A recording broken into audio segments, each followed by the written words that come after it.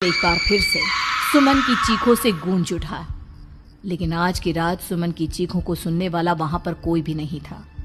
अगर वहां पर कोई मौजूद था तो बस हरिया, जो कि अब एक भेड़िए में बदल चुका था। सुमन के बालों को पकड़कर घसीटते हुए वो जंगल के बीचों बीच एक जगह पर ले जा रहा था।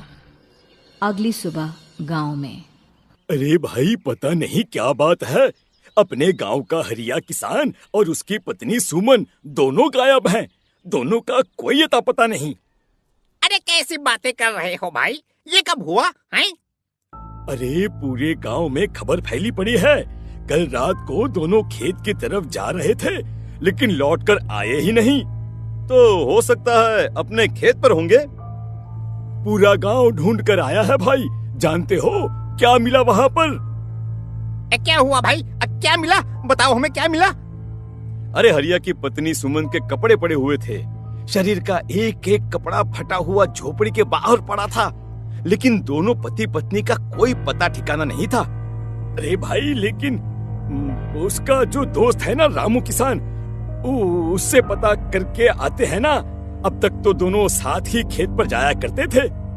हाँ, हमें उसके घर जाना चाहिए भाई। चलो वहाँ चलते हैं, चलो। वो सारे लोग रामू के घर पर पहुँचते हैं। रामू अपने घर के बाहर बैठकर हुक्का पी रहा था। आज सारे के सारे लोग टोली बनाकर मेरे घर क्यों आ रहे हैं? क्या कोई मर गया क्या भाई? अरे कैसी बातें कर रहे हो? तुम्हारा सबसे अच्छा दोस्त हरिया और उसकी पत्नी गायब है और तुम यहाँ बैठकर हुक्का पिए जा रहे हो हैं? रामू ने अजीब सी नजरों से उन सब गांव वालों की तरफ देखा, जिसकी वजह से वो लोग एक बार के लिए डर गए। गायब है? अरे गायब नहीं है, मुक्ति मिल गई है। उन दोनों को मुक्ति मिली है। इस दुनिया में आकर हर इंसान पाप करता है और उसे उसके पापों के लिए मुक्ति मिलना बहुत जरूरी है। अरे ये कैसी बहकी बहकी बातें कर रहे हो भाई, हैं? और इसका चेहरा अजीब सा क्यों लग रहा है? लगता है दोस्त के मरने का गम बैठ गया है। पागल हो गया है शायद ये पागल। ये बात सुनते ही रामू चीख कर जोर से चिल्लाते हुए कहता है, पागल मैं नहीं हूँ, पागल तुम सब हो। और ये शैतानी जंगल अब तुम में से किसी को नहीं छोड़ने वाला, सबको खा जाएगा। याद रखना मेरी बात। शैतानी जंगल? कैसा शैतानी जंगल? लगता है रामू पागल हो चुका है। हमें यहाँ से चलना चाहिए भाई। चलो। तभी रामू की पत्नी बाहर आती है। नहीं, आप लोग इनकी बात का बुरा मत मानिए। 2 दिन पहले हरिया के साथ खेत पर गए थे। जब से वहाँ से आए हैं तब से ऐसी ही बातें कर रहे हैं। भगवान जाने ऐसा क्या देख लिया उन्होंने, खेत में कुछ भी बड़बड़ाते रहते हैं। लेकिन गांव के लोगों ने कमला की कोई बात नहीं सुनी और वो सब वहां से चले गए। रात अब धीरे धीरे ढलने लगी थी। तभी अचानक किसी ने धीमी सी आवाज में रामू को पुकारा। रामू, आ जाओ, मैं तुम्हारा इंतजार कर रहा हूँ। और सुनो, अपनी पत्नी को साथ लेकर आना, नहीं तो काम अधूरा रह जाएगा। ये आवाज सुनते ही रामू के चेहरे पर शैतानी मुस्कुराहट आ जाती है। वो धीमे कदमों से अपने घर के अंदर आता है। क्या हुआ? तबीयत ठीक है ना अब आपकी? मैं तुझे अपने साथ खेत पर ले जाने आया हूँ, चल। मैं तुम्हारे साथ कहीं नहीं जाने वाली। मुन्ना गहरी नींद में सो रहा है और उसे अकेला छोड़कर मैं तुम्हारे साथ खेत पर नहीं आ सकती। वैसे भी तुम्हारे उन खेतों में भगवान जाने कौन सा राक्षस घूम रहा है, मुझे तो डर लगता है। रामू गुस्से में दांत पीसता अपनी झोपड़ी से बाहर आ जाता है और कमला गहरी नींद में अपने बच्चे के साथ सो जाती है। तभी अचानक रात को रामू की झोपड़ी के ऊपर एक साया वही गाना गुनगुनाते हुए घूमने लगता है जो हरिया के मोबाइल में बजा करता था। मैं मौत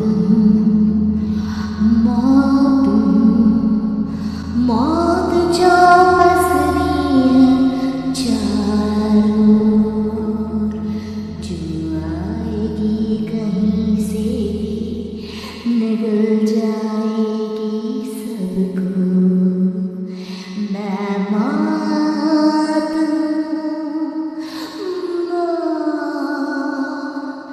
अब मैं छोड़ूंगी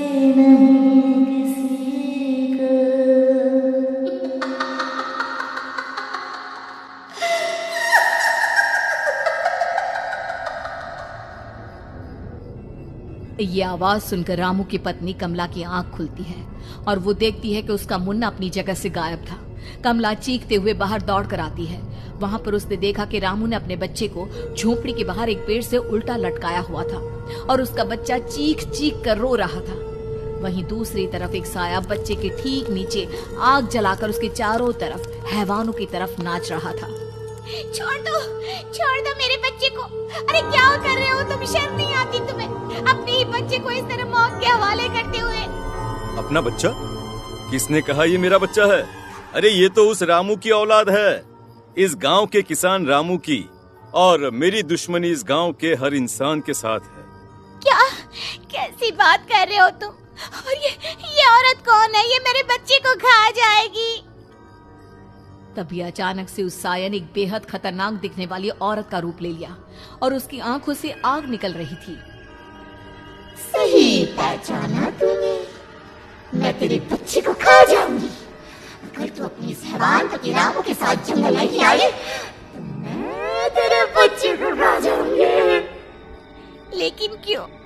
आखिर क्या चाहते हो तुम मुझसे? मुझे जंगल क्यों ले जाना चाहती हो? औरत बुरी तरह से ठहाके मार मार कर जोर जोर से हंसने लगी और साथ में रामू भी। ये तो तुझे वहाँ चलने के बाद ही पता चलेगा ना। अगर तू नहीं आई तो थोड़ी देर में तेरा ये बच्चा आग में जलकर मर जाएगा। चल जल्दी। नहीं, मेरे बच्चे को छोड़ दो। तुम जहाँ कहोगे मैं तुम्हारे साथ चलने के लिए तैयार हूँ। और उसके बाद उस बच्चे को झोपड़ी में लिटाकर आगे आगे वो साया चल रहा था और उसके पीछे पीछे रामू अपनी पत्नी के बाल पकड़कर उसे घसीटते हुए जंगल की तरफ ले गया। जंगल में जाने के बाद, कितनी खूबसूरत हो तुम। आज की रात बस तुम और मैं एक दूसरे के साथ रहेंगे। मुझे तुमसे बहुत डर लग रहा है। तुम्हें क्या हो गया है? तुम तो बिल्कुल ठीक थे। वो होगा जो हमारे बीच होना चाहिए। तो आओ अपने आप को मेरे हवाले कर दो। कमला ने डर की वजह से अपनी दोनों आंखें कसकर बंद कर ली थी। रामू ने बुरी तरह से चीख कर कमला से कहा, आंखें खोलो अपनी और मेरी तरफ देखो। कमला ने जैसे ही अपनी आंखें खोली उसने देखा कि रामू एक खतरनाक खूनी हैवान में बदल चुका था। कौन हो तुम? जाने दो मुझे। क्या चाहते हो मुझसे? वही जो एक आदमी एक औरत से चाहता है। मैं तुम्हारा पति रामू नहीं बल्कि इस जंगल का एक भेड़िया हूँ, और आज की रात तुम्हारे खून से अपनी प्यास बुझा जाऊं। और उसके बाद वो जंगल कमला की दर्दनाक चीखों से गूंज उठा। अगली सुबह कमला के कपड़े भी जंगल में उसी तरह पाए गए जैसे कि सुमन के पाए गए थे। इस घटना के बाद पूरे गांव में दहशत का माहौल था।